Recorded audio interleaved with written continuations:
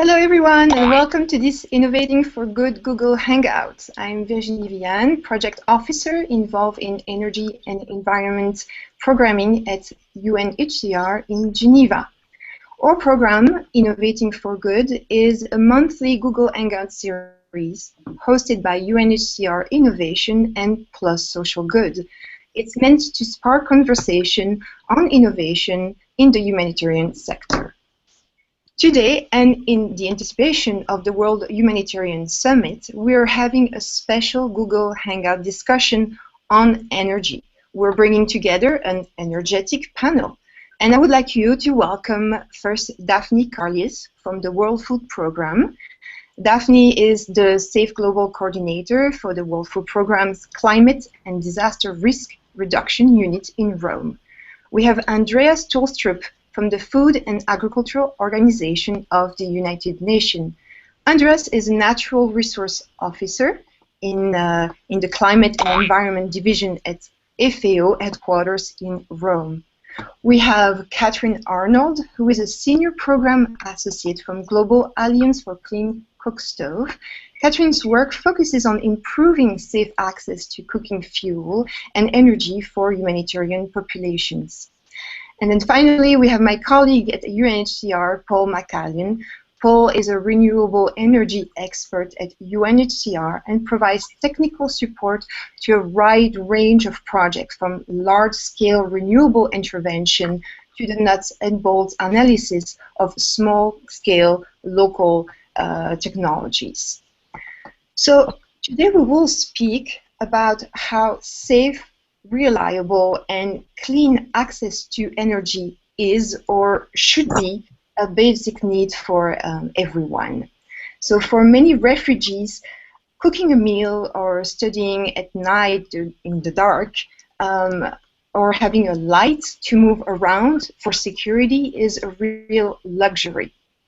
So before we jump into the conversation, if you're listening to the discussion online, please make sure that you use the hashtag Innov4Good. It's hashtag Innov4Good on Twitter. And of course, we're waiting for your tweets for our panelists, your question, and we'll answer them at the later part of our conversation. So we're ready to start right now. So the first question that we're going to have is for all of our four panelists, and it's that the face of poverty has changed in the past 2 decades. And today poverty is not only linked to food insecurity and shortage, but also to the lack of access to education, health, livelihoods, and so many other things. However, what normally gets overlooked or not have enough importance is the access to electricity and clean energy. And I would like to ask our first panelist, Daphné, how do we prioritize energy as a core need in the humanitarian sector? Daphné? Yes, hello everyone. Thank you for that question. It's incredibly important actually to look at energy to achieve all of these other objectives that you've just mentioned. That's the access to education, health, sustainable livelihoods. Often energy is actually one of the conditions to achieve that, or is contributing to achieving these results. Now, when we look from WFP's point of view, if we're looking to end hunger, we of course have to think through all of the other steps that people need to take after they receive the food rations from us to be actually able to cook and consume it. So what we're trying to do is to continue to advocate for this, so people understand why energy is such an important issue. But also when I look at our work, making sure that in every step of the way we think about energy. So that starts with when we are assessing situations, that we at least know if energy access is an issue for people to cook, and if so, what we need to do to address it to be able to achieve the end goal, food security and hunger. Thank you, Daphné. Andreas, any thoughts?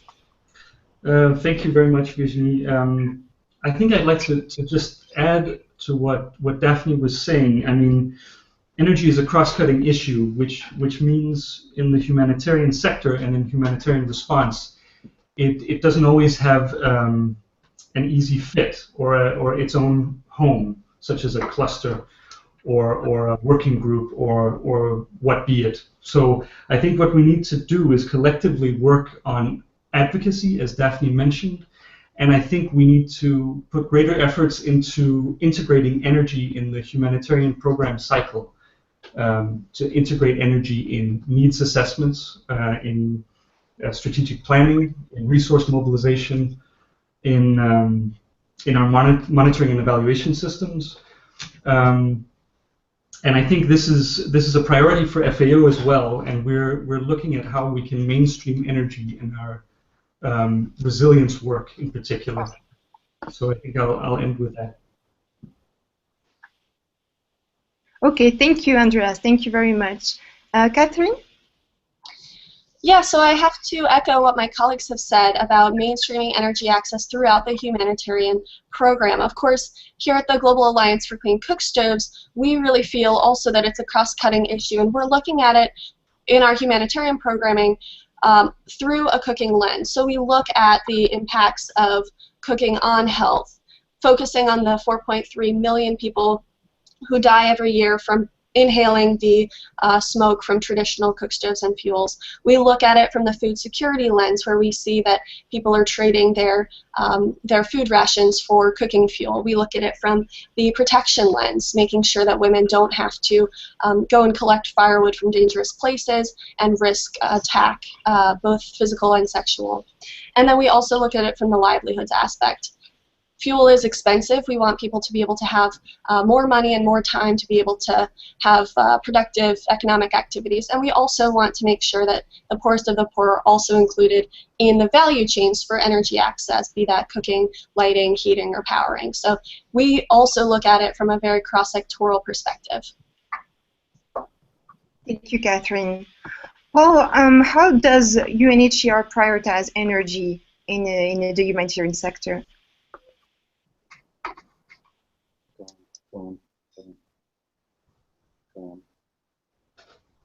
Paul? Hello, sorry? Can you hear me? Yes, I can. The connection dropped for a second.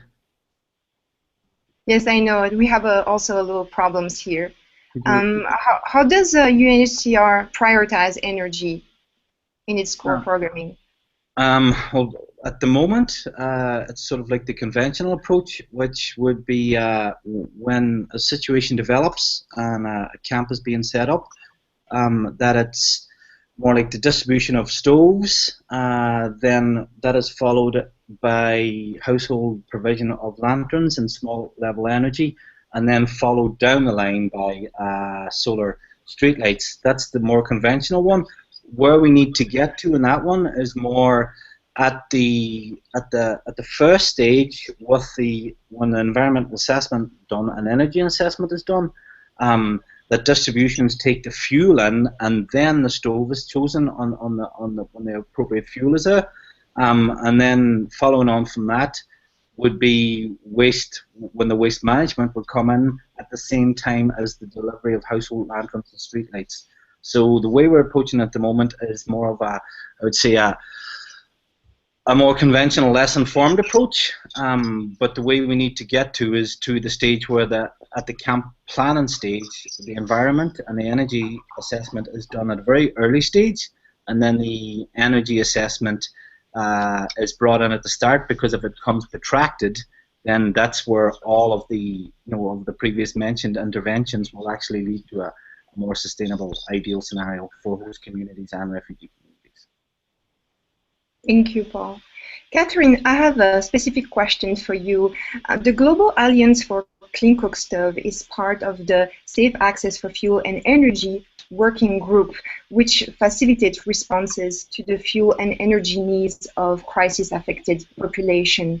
And can you explain to our viewers, why is this working group so important? That's a great question. So the Alliance is very proud to co-chair this group alongside our partners at WFP and FAO. And right now we have members from across the UN agencies, UNHCR, UNICEF, of course FAO and WFP as I mentioned. Also OCHA has recently joined.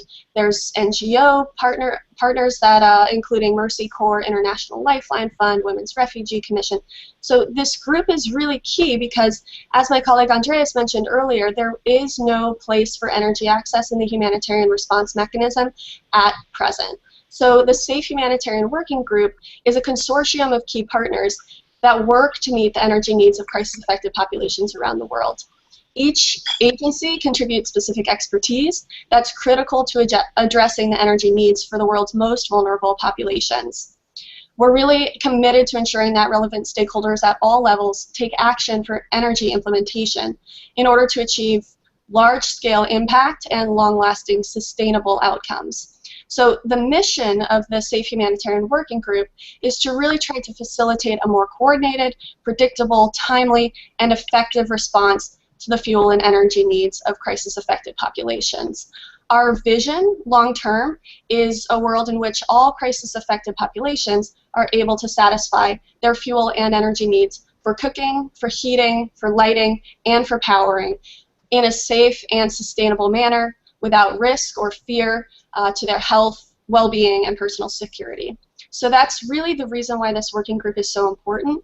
And I think one example of how the SAFE Working Group has acted on this mission is during the Nepal earthquake last year. So we saw after the Nepal earthquake, energy practitioners were in some cases on the ground. There were private companies.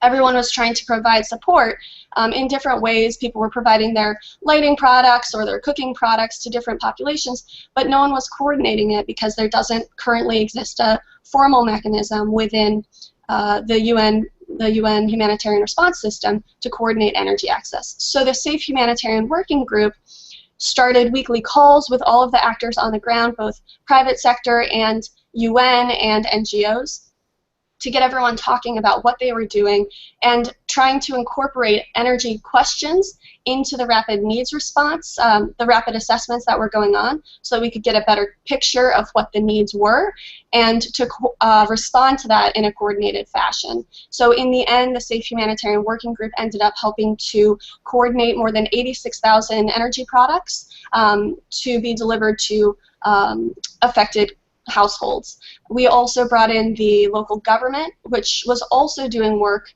on energy access, but again wasn't coordinating with the broader group of players. So eventually they actually took over the recovery efforts around energy. So we transitioned that coordination role to them after about a month and a half. So we saw the Safe Working Group providing a really key role in that response of coordinating energy access and making sure it's implemented effectively. Thank you, Katherine. So it seems that when we think about energy, it's not really at the forefront of the humanitarian field. And I would like to ask Andreas and then after Daphne, how do you think that we could change this? Andreas, you go first. Yes, I think one thing that's needed is a greater collective effort on the part of not only UN agencies but also the NGO partners we work with to develop solid multidisciplinary and multi-sectoral programs at country level that really start with the countries themselves, with what's needed on the ground. I think we've learned through the Safe Humanitarian Working Group about a number of innovative approaches that are very much locally grounded, where you have beneficiaries, affected populations, being very much involved in the design of the technologies they want to use for cooking, for heating, for productive uses. So I think there's two main things: is working more together through joint monitoring and evaluation frameworks, baseline assessments, and program development, and secondly, really looking at approaches that can allow our beneficiaries or affected populations to play a key role in the response. Thank you. Thank you, Andreas. Daphné? Yes. Thank you. I have very much to add to Andreas, what he discussed about collaboration. That's absolutely very, very important. And I think we are slowly, especially with the sort of the Safe Working Group, are growing towards that more and more. Two other things I would want to add is, one, very practical, which we're already working on, is also dedicating time and energy to developing tools that people can use for easy implementation of programs such as SAFE or other energy-related activities. I think the easier we can make it and the more we can share within the humanitarian community, the better it will be picked up, and the quicker it can actually do this. And I think another very important element that we should not forget is studies and best practices. I think we have to continue to learn on what is working, what isn't, and continue to share that with each other to keep improving our activities in this area. Thank you, Daphne. And I have a question back to Katherine. In fact, I know that the Global Alliance for Clean Cookstoves will attend the World Humanitarian Summit, which will be held in Istanbul in Turkey on the 23rd and 24th of May. And women and girls are a big focus in the World Humanitarian Summit this year. Katherine, can you talk a little bit about how energy impacts them and why access to energy is so important to women and girls? Yeah, absolutely. I think there's a couple very key areas where energy impacts women and girls. If you look at protection, for example, I touched briefly on that previously, but women and girls are extremely vulnerable when they go out to collect firewood for cooking or for lighting.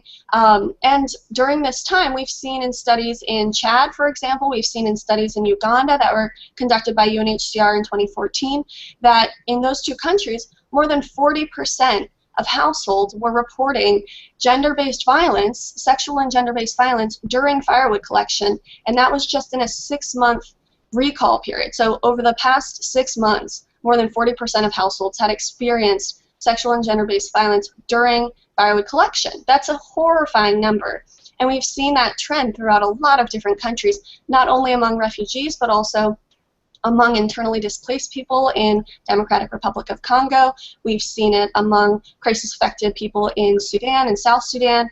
And so this trend is really alarming. And better energy provision can help to address some of these risks, and we need to have better evidence on how exactly it impacts them.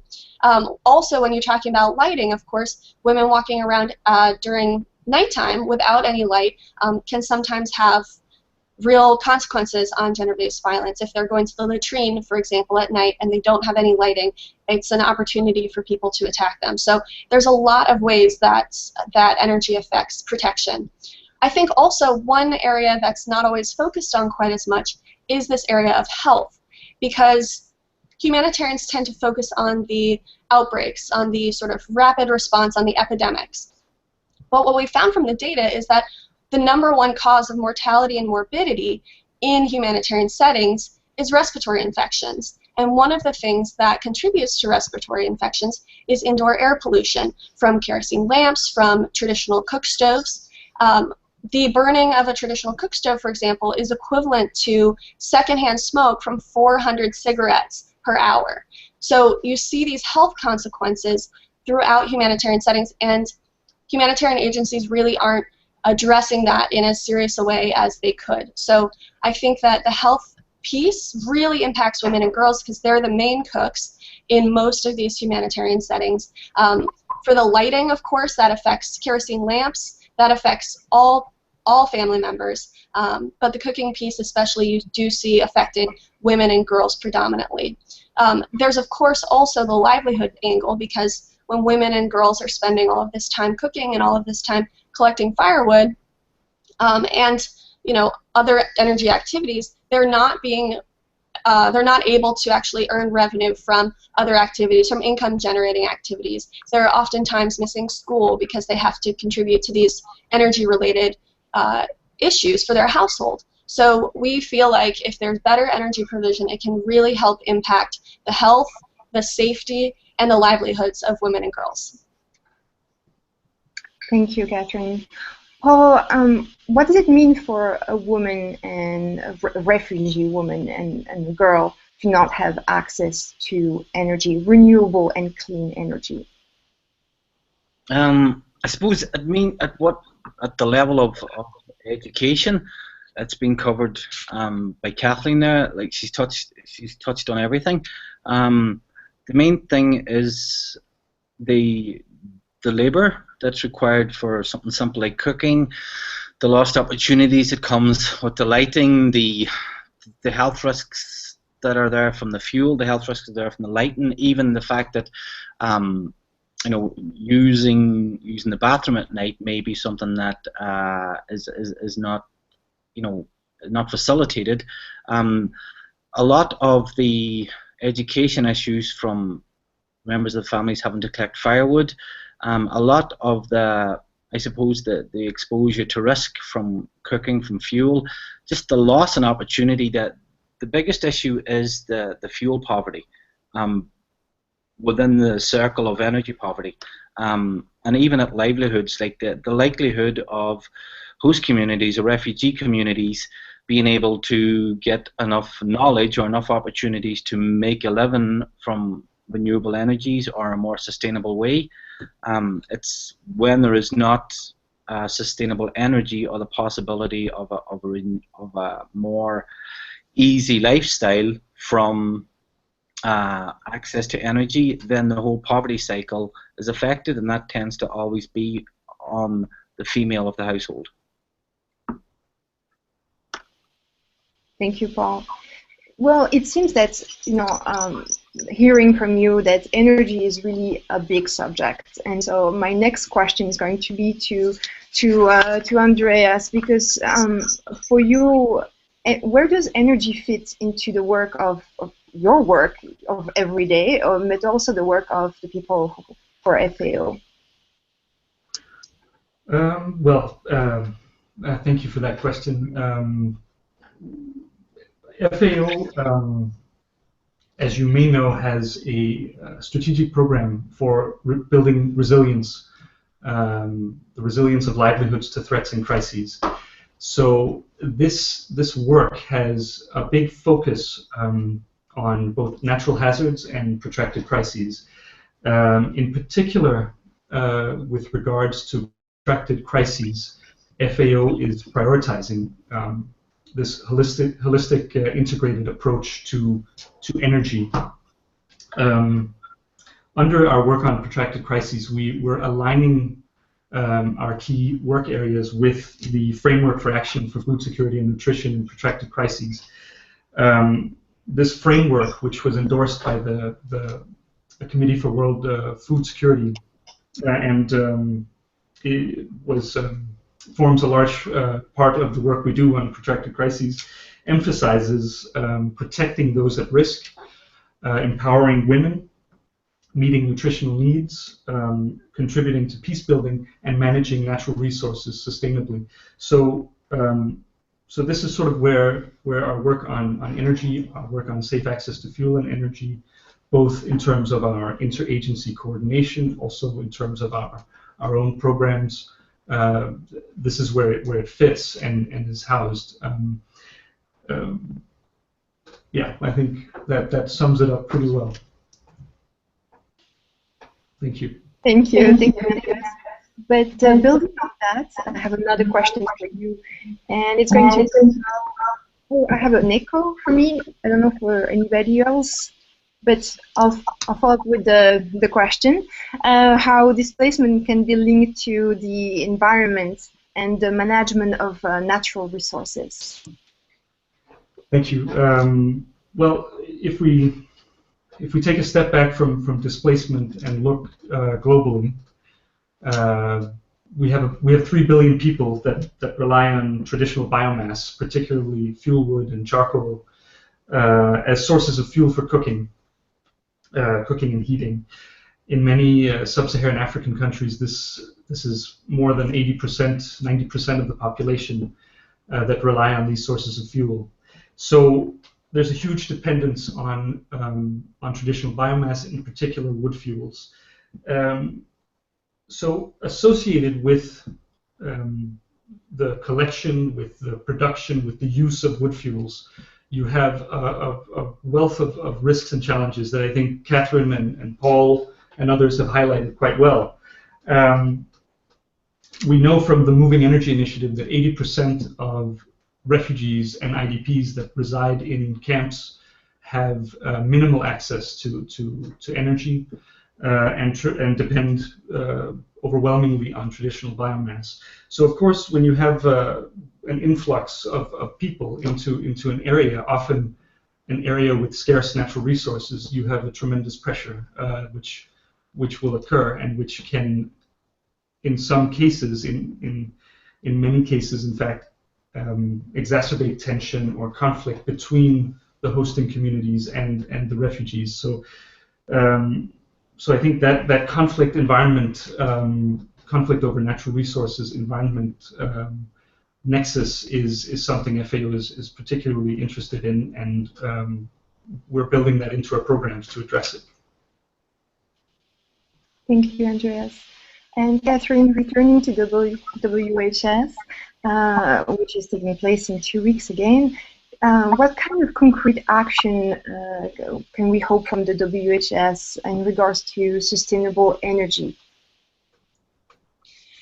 That's a great question. That's something that we've been working on a lot, and really trying to increase the attention and awareness around the issues of energy access during the World Humanitarian Summit. We feel like it's a really critical moment when we can get this message out there and get people to take action. So in terms of some of the actions that we're really hoping to see and that we've been working towards are commitments from governments, commitments from humanitarian agencies, to really better fund, staff, and implement energy projects throughout their programming. That's key, and that's kind of the real action that we'd like to see, because once they commit, it's going into formal documents. There's going to be commitment documents as outputs of the World Humanitarian Summit.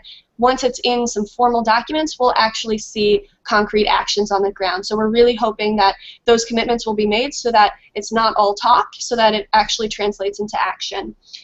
We really feel like the general public can have an impact too. So everyone on this Hangout can make a difference leading up to World Humanitarian Summit to raise the profile of energy access and humanitarian response, and call on leaders and humanitarian agencies to think more about how energy access affects the populations that they're serving and how they can better address some of those needs. So we're implementing a social media campaign and a communications campaign around why energy matters in humanitarian response. So if you can use the hashtag leading up to World Humanitarian Summit, hashtag Energy Matters, tweet it at any government agencies, tweet it at humanitarian agencies, and just have conversations about why this matters and do research on why this matters, because it is an issue that really affects the daily lives of women and girls and men and boys around the world. So we want people to sort of raise their voices and talk about this issue and make people address it. I think that those are some of the key ways that people can be involved, and it really at every level of participation, whether you're the head of a UN agency, whether you're a student, just getting into this issue, you can have an impact and you can make a difference. So we're really trying to encourage people to, leading up to the World Humanitarian Summit, to really take action. And again, that's on May 23rd and 24th. So as much as people can, have those conversations in the next couple weeks would be really, really great. And for anyone watching this Google Hangout or participating in it that's going to the summit, we really do encourage you to stop by a side event that we're hosting called Why Energy Matters. We'll have some representatives from governments, from UN agencies, from the private sector, all talking about this issue and why it matters. So get in touch with us if you're going, and get in touch with us even if you're not. Thank you, Katherine. Daphné, is WFP going to attend also the WHS?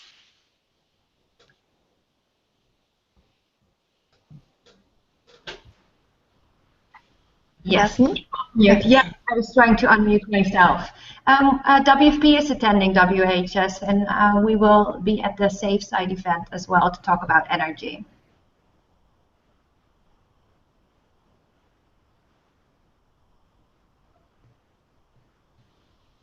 Can you hear me now? Yes. So building on what Katherine says, it seems that there is really a lack of expertise and a lack of funding. Do you have any insight from that? Why there is a lack of expertise in the energy sector?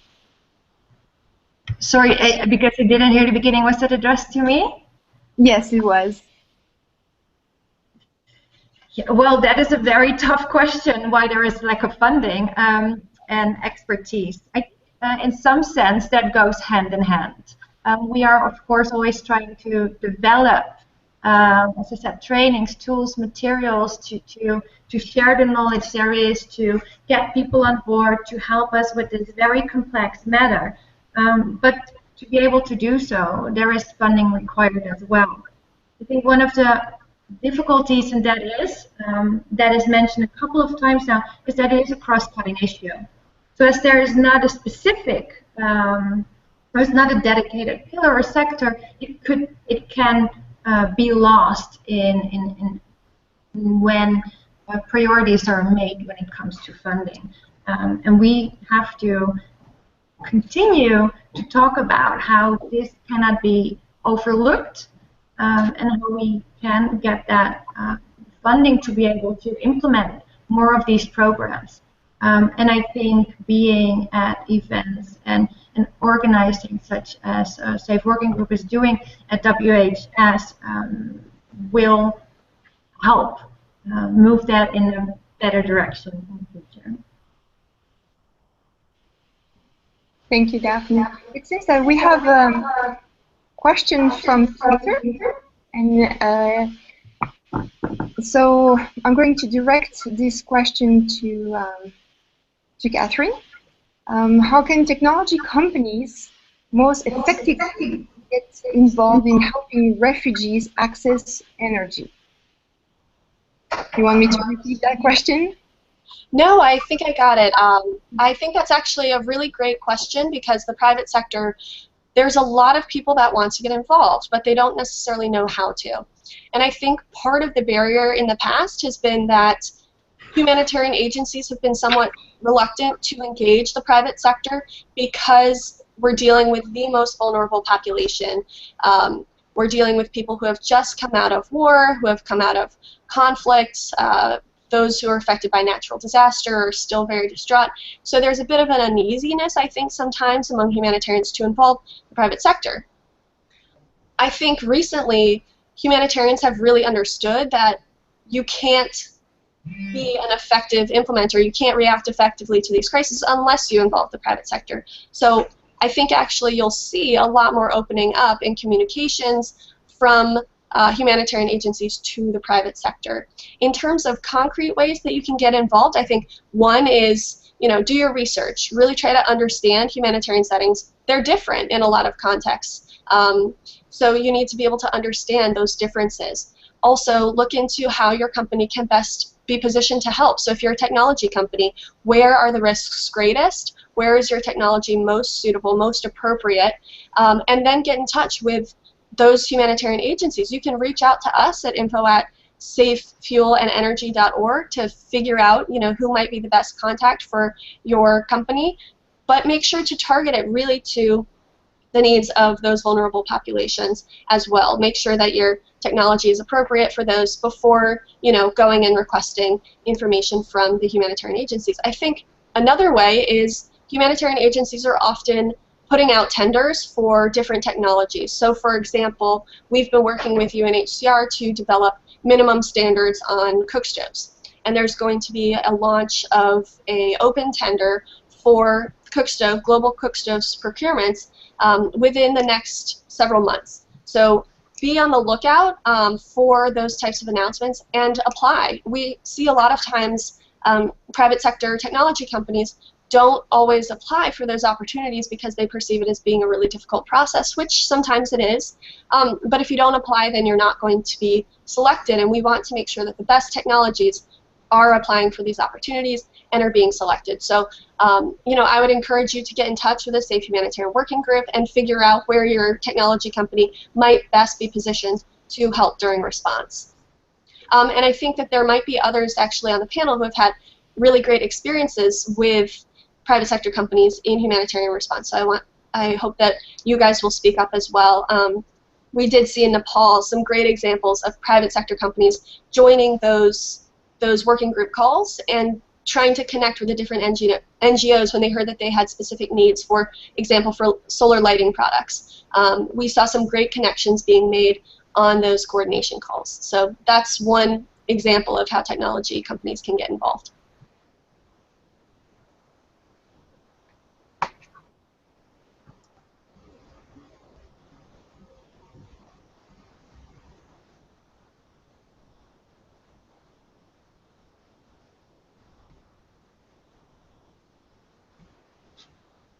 Headquarters. Oh, we're back. We're back online. So sorry about that, and thank you for your patience also. So my next question will be, and thank you, Katherine, really thank you very much. I'm sorry it was cutting a little bit, but it's live, so it happens. And my next question will be for Paul, because Paul has really a lot of experience. He has experience in the private sector, but and also with the UN. And I would like to ask him, in his opinion, what are the key lessons from the field regarding energy access to refugees communities? What can we do better? That's the big question.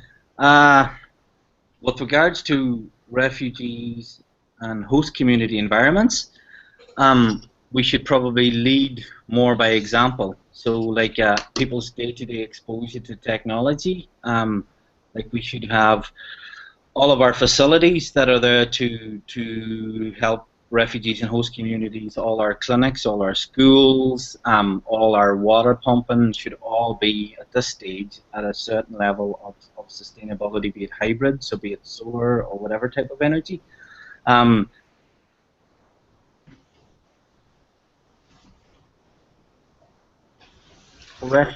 If refugees have a better work option, they will not be collecting, you know, like they will not be working in an informal market, be it collecting firewood or, you know, looking for heavy manual labor work.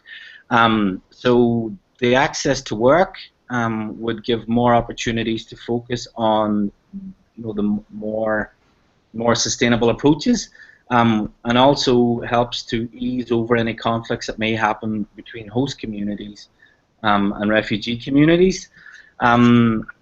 With the focus on livelihoods, there should be more education to households on energy efficiency, everything from how they use lights to how they charge phones to how fuel interventions are taught, and a 2 or 3 fuel approach to each camp, particularly in a protracted situation where you've got refugees and host communities together for 20 years or so.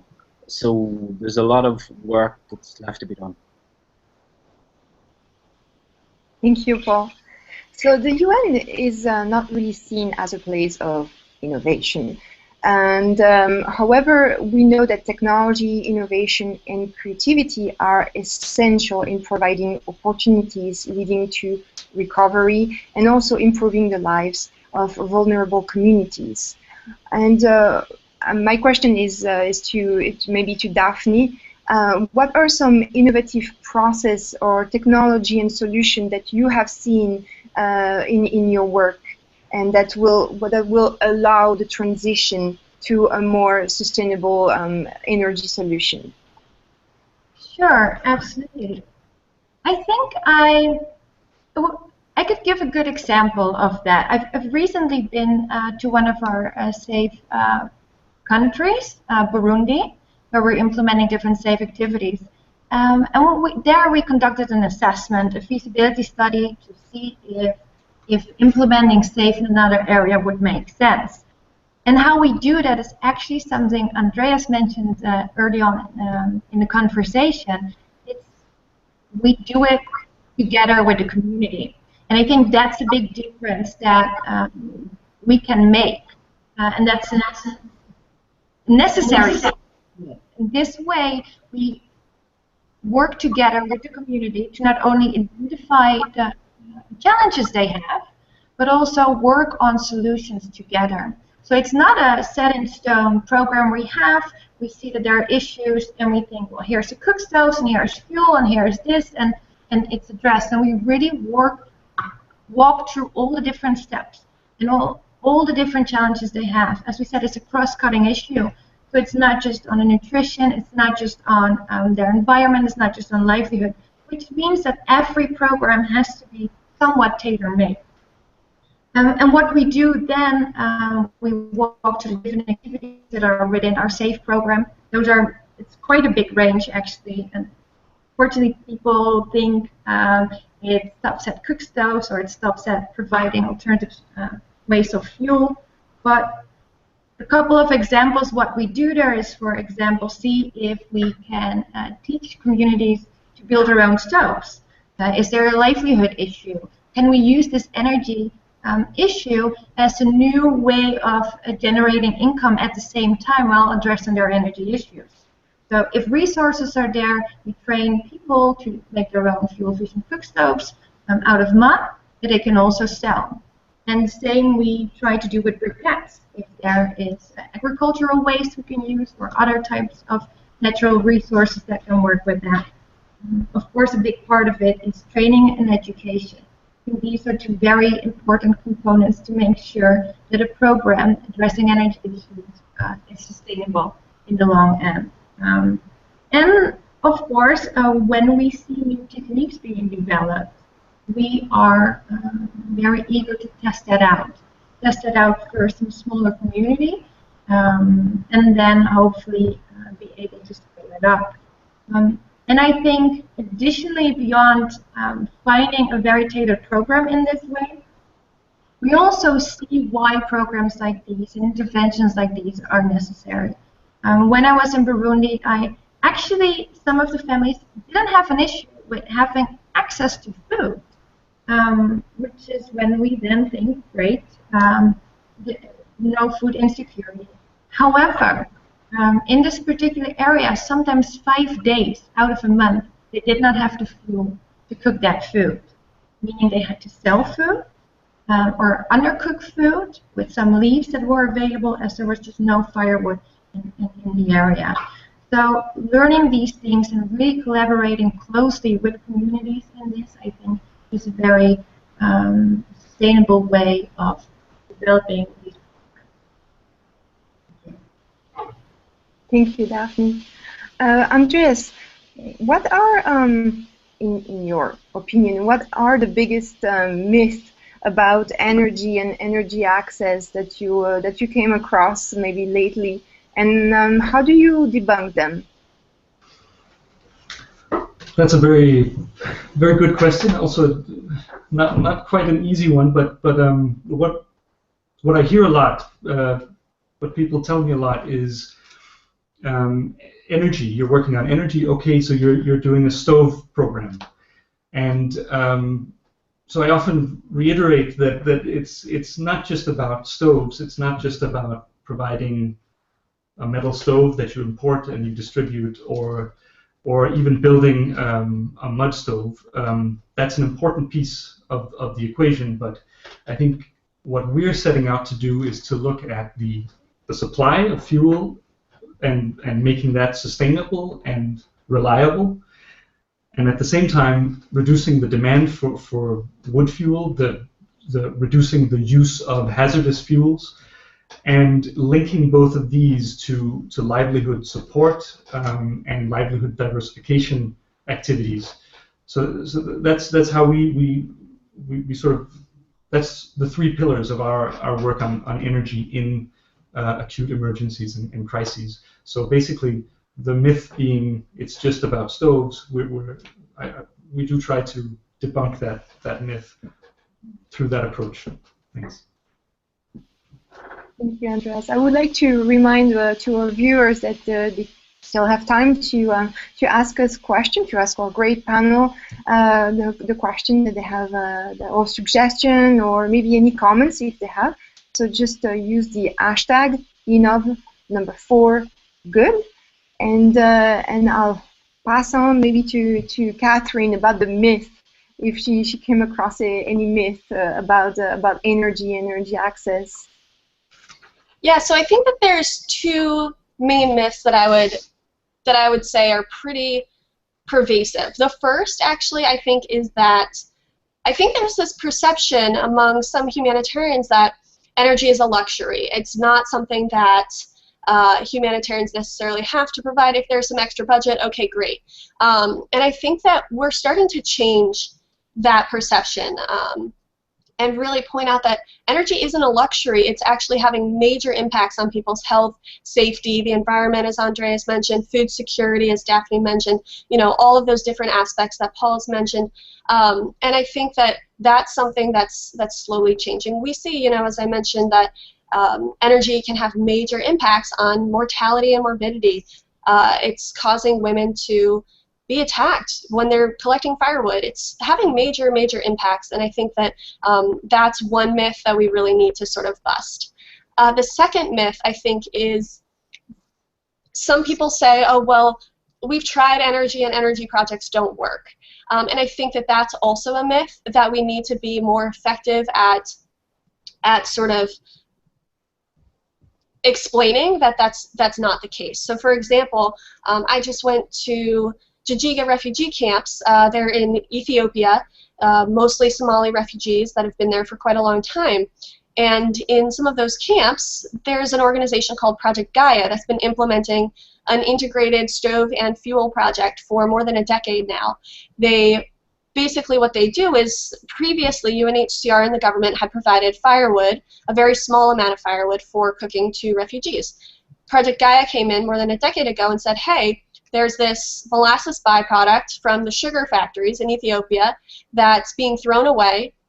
We can transform that into a sustainable source of energy. So they created an ethanol distillery in Addis, and they now use that distillery to provide ethanol liquid fuel to the refugees in the Jijiga camps, and as well as stoves with which to use this fuel. And we've seen that they've actually been able to do this at scale. All of the refugee households have these stoves and this fuel supply, and it's completely transformed their firewood collection habits. They don't collect firewood anymore unless there's a shortage in the ration, and then Gaia is working on ways to fix that. We've seen, I got so many quotes from women saying, my eyes don't burn anymore, I don't have to collect firewood anymore, I don't have to sell my food rations anymore, my kids are actually on time to school because this stove can cook their food so quickly, so I can provide them with breakfast before they leave and they're not late to go to school. My girls don't miss school for collecting firewood anymore. So there are these projects at scale. We've also seen similar projects with solar lanterns at scale, and there are some really innovative private sector approaches being implemented in a couple different camps as well. So there are some projects at scale, and I think that we need to better evaluate those projects and better communicate those projects as well. So we're actually putting together sort of a success story or innovation story pamphlet about some of these projects so people can see, look, there's a lot of success stories as well. Sure, there's a ton of failure stories as well, but you see that in every single sector. And so I think we need to really better communicate the fact that there are a lot of projects at scale now that are doing really great work on energy access and are having those impacts on health, environment, safety. Thank you, Katherine. I think, yeah, you're really right about the communication. It's really important. We're not communicating enough about access to energy. So, well, I believe this is all the time we have right now for this Google Hangout. And well, I would like to thank, first of all, it's live. So we have now, I guess, a question. We have a Twitter question from Elisa, maybe? It's coming. Or maybe not. Ah, yes. Here we go. And Elisa Lay on Twitter said, how useful are the various big data applications made for refugees right now? And maybe I can, I don't know, who would like to answer this question? Just feel free to jump in the conversation. If you want me to retell the question, let me know. Sorry, could you repeat it there, Virginie? Yes, of course. It's how useful are the various big data applications made for refugees right now? Well, from the small interaction I've had on the energy side, big data applications is very in its infancy on the energy side. With regards to anything that I've been involved with at the moment, I think that maybe on that side that's more being carried out with the likes of protection or colleagues like that in the organisation. But I don't have any personal experience at a UNHCR level, unless any of the other panelists have any recent experience at it. I'm afraid I have not, no. I can speak very briefly on this, just to say that the data sets that I've seen, I haven't seen as much data on energy access, sort of as Paul mentioned, and I think that's one of the shortcomings of them. For anyone who's participating in this Hangout, if you do have data sets that include energy access, I think we'd love to see those, because I don't know that all of us are as looped into that data harvesting process on a big data level. So I think it would be really helpful to have more comprehensive data on the energy side. I think that one of our partners, Moving Energy Initiative, has done a good job on really trying to collect some of that larger picture, global data on energies and on energy and refugees, and try to collate that into some reports. So that's been one piece of progress on sort of the big data picture. But the more data that we can get, I think the better we can respond.